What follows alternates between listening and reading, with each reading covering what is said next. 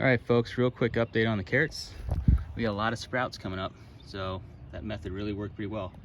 Took off the burlap sacks and got all these sprouts coming up. Beets are really shooting up a lot. Onions are coming up. So that worked pretty well.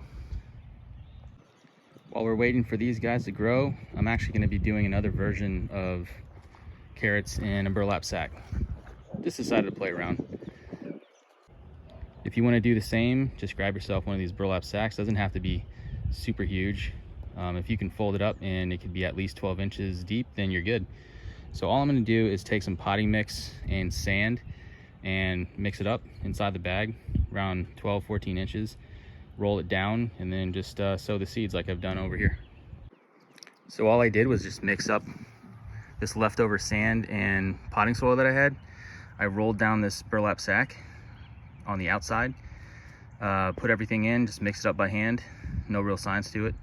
This is about 10 inches tall, and what I'll be doing is growing these little guys, these Parisian market carrots, really small.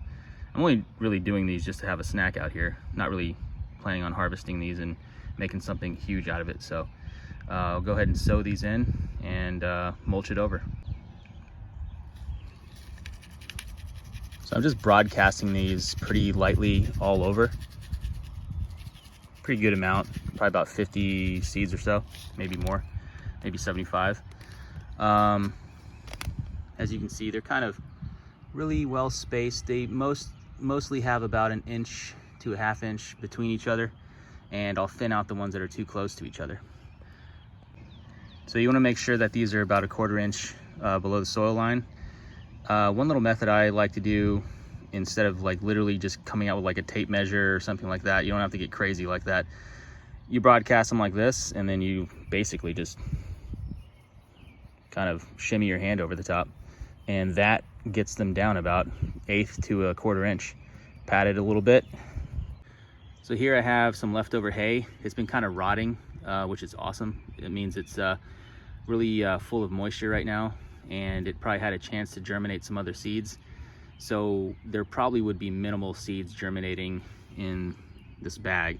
And even if there are, they're super easy to pull up. Like right over here, I have some in the mulch. And as you can see, when I was doing the core method, putting a core of hay inside the raised bed underneath, some got left over, which is totally fine. And it starts growing in between the mulch, which means super easy to pull up. Here's one little piece. You've seen it in other videos, and I'm not too worried about it. If we get wheat, that's awesome. And this isn't grass, this is mostly all wheat. If all you have is a burlap sack, like, you could literally just roll it back up and then fold it over, just like our method in the bed, to keep it moist and dark.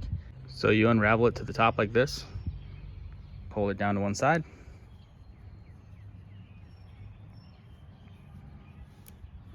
pat it down,